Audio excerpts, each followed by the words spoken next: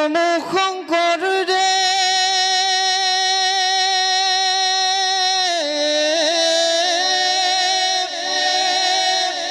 মাধব কহিতে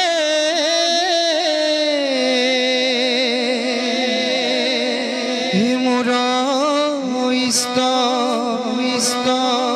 দেব দুয়ো